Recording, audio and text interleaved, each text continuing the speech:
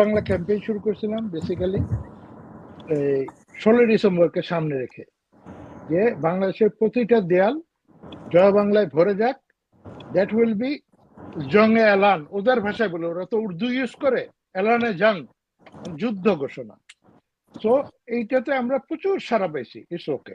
কিন্তু তারপর যেটা হইলো, আমরা আজকে এটাকে এক্সটেন্ড করছি 20 জানুয়ারি পর্যন্ত, সরি 10 জানুয়ারি পর্যন্ত, বঙ্গবন্ধুর স্বদেশ প্রত্যাবর্তন দিবস উপলক্ষে। এবং এর মধ্যে আমরা কিন্তু হাজার হাজার, মানে আপনার আমার ইনবক্সও ভরেই গেছে, মানে আমরা কিন্তু 18 পেজেও সব দিতে পারিনি, আমি দিছি অনেকগুলা। এখন কথা হচ্ছে যে আপনি, এটা কি এটা খেলা, এটা কি বাচ্চাদের খেলা?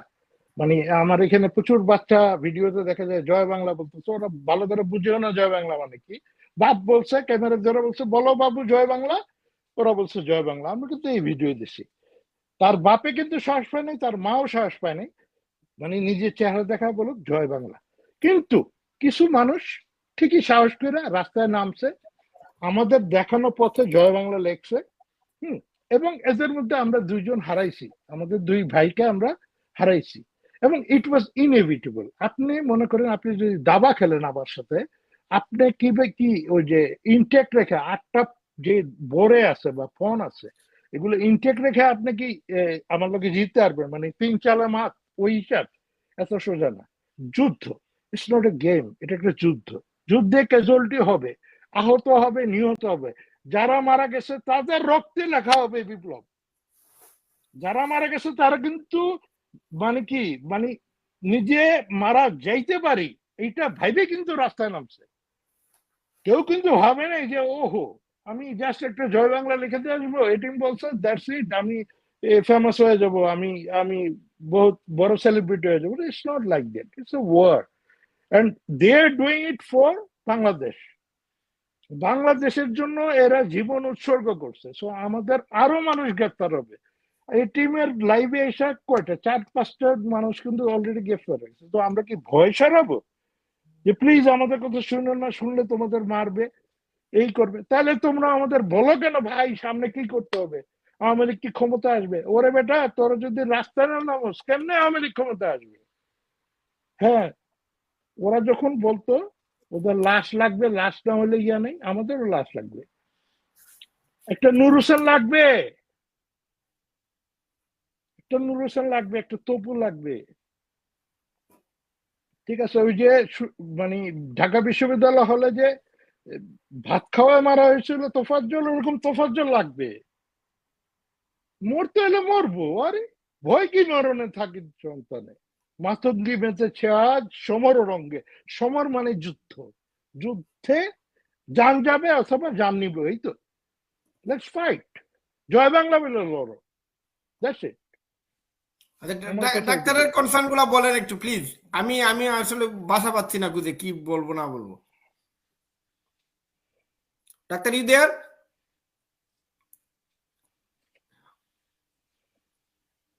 ডাক্তার, আমার আসলে শারীরিক কারণেই উত্তেজিত হওয়া মানা, কিন্তু আপনি যেই কারণে মনে করেন শোকাবিভূত, মানে আপনি শোকগ্রস্ত, যেই কারণে আপনি কিছু বলতে পারতেছেন না। আমি আমার হাত কিন্তু কাঁপতেছে ভাই, হাত কাঁপতেছে আমি আমার। আমি আমি আমি একটু আগে আমার ব্লাড প্রেশার মাপছি, it's over 200, not good for my heart. আমার কথা ডাক্তার আছেন? Doctor please carry on now. আমার কথা কি শোনা যায়? হ্যাঁ, এখন শোনা যায়। ওকে, ডান, গন। তো আমি তোমার আমি পিয়াল পিয়াল যা বলছো সত্যি, আসলে এটা একটা যুদ্ধ। আমরা যখন জয় বাংলা লেখার ডাক দিলাম, তখন এই ছেলেটা অসীম সাহসে রাস্তায় নেমে জয় বাংলা লিখছে। যখন সে জয় বাংলা লিখছে তখন সে কিন্তু জানতো যে তার উপর আঘাত আসবে, প্রত্যেকের উপর আঘাত আসবে। তারপরে সে সাহস করে গেছে, কারণ জয় বাংলা বাংলাদেশের মানুষের ডিএনএতে আছে। আজকে সে জয় বাংলা লিখতে গিয়ে মারা গেছে, আগামীতে আমি মারা যেতে পারি, আরো কেউ মারা যেতে পারে, কিন্তু জয় বাংলা লেখা আমরা ছাড়বো না। জানুয়ারি 10 তারিখ পর্যন্ত এই ক্যাম্পেইন চলবে। বাংলাদেশের অত্র তত্ত্ব যেখানে পারি আমরা জয় বাংলা লিখে দিব। এই সামান্য জয় বাংলা, এটা কোনো নিষিদ্ধ স্লোগান না, এটা আওয়ামী লীগের দলীয় স্লোগানও না। এই স্লোগানের উপর দিয়ে মুক্তিযুদ্ধ হয়েছে।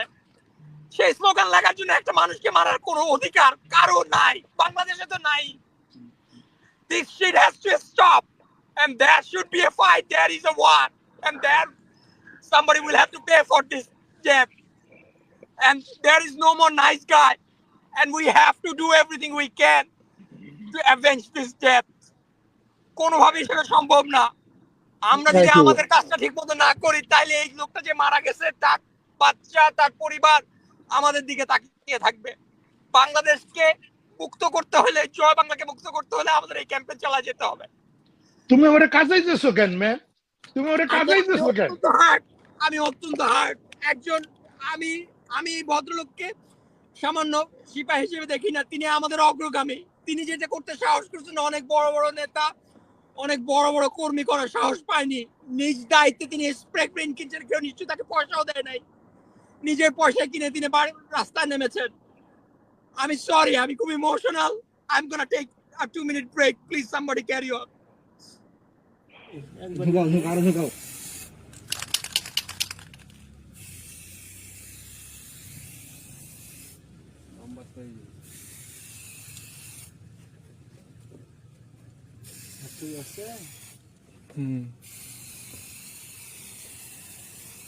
ঢুকাও। ঢুকাও।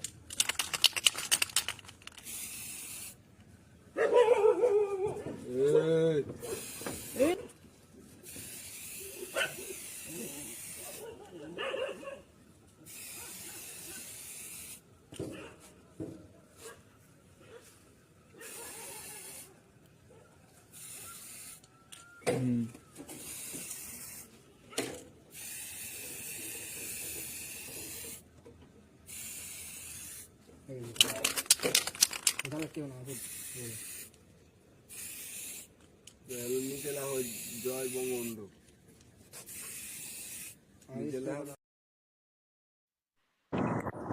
মানে কারো কি এই সাহস আছে? আমার প্রশ্ন একটাই, যে এইভাবে জয় বাংলা লেখা মৃত্যুকে আলিঙ্গন করার। এইরকম আলিঙ্গন মুক্তিযোদ্ধারা করছে, তাদেরকে বলছে জয় বাংলা বলিস না, বল জয় পাকিস্তান, তাহলে তোকে ছেড়ে দিব। জয় বাংলা বলে মারা গেছে হাজার হাজার মুক্তিযোদ্ধা, হাজার মুক্তিযোদ্ধা জয় বাংলা বইলা। এদের অনেকে ট্রেনিংও ছিল না, 303 রাইফেল যুদ্ধে গেছে, মরে গেছে। জয় বাংলা স্লোগান আগাইছে, মেশিন গানের গুলোতে ঝাঁঝরা হয়ে গেছে। ঠিক আছে, কিন্তু তারা এই মৃত্যুকে আলিঙ্গন করার জন্য সরি ছিল না কোনোকালে। যে ছেলে দুইজন মারা গেছে, এরা নিশ্চিত জানতো তাদের কলেমা কি।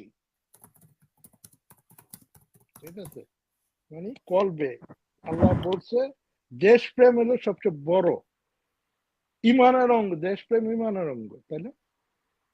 ইমান মানে তো বিশ্বাস।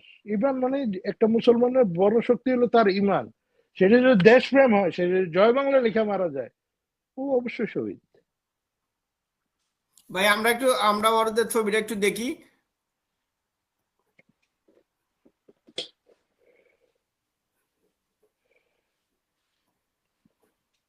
এই হলো একজন ভাই, ওইলো আরেকজন। মানে যে ভিডিও করছে আর যে ইয়া করছে, তাই তো? ও লেখছে আর কি, আরেকজন কি ভিডিও করছে? ভিডিও করছে আর কি।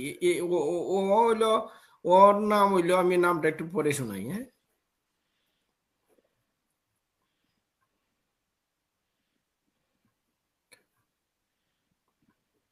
ওর নাম হলো মাসুদ রানা ভাই। পিতার নাম এজাবুল হক। সে সভাপতি বাংলা ছাত্রলীগ ইলেকট্রিক্যাল ডিপার্টমেন্ট শাখা, চাঁপাইনবাবগঞ্জ পলিটেকনিক ইনস্টিটিউট।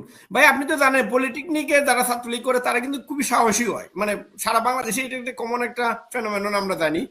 এই সাহসের প্রশ্নে আমি যেটা বলতে চাচ্ছি, জি ভাই, আমরা জয় বাংলা ক্যাম্পেইন করতেছি, এইখানে আপনার কি সাহস আছে জয় বাংলার জন্য নিজেকে উৎসর্গ করার? যদি থাকে তাইলেই আমাদের ক্যাম্পেইনে যোগ দেন।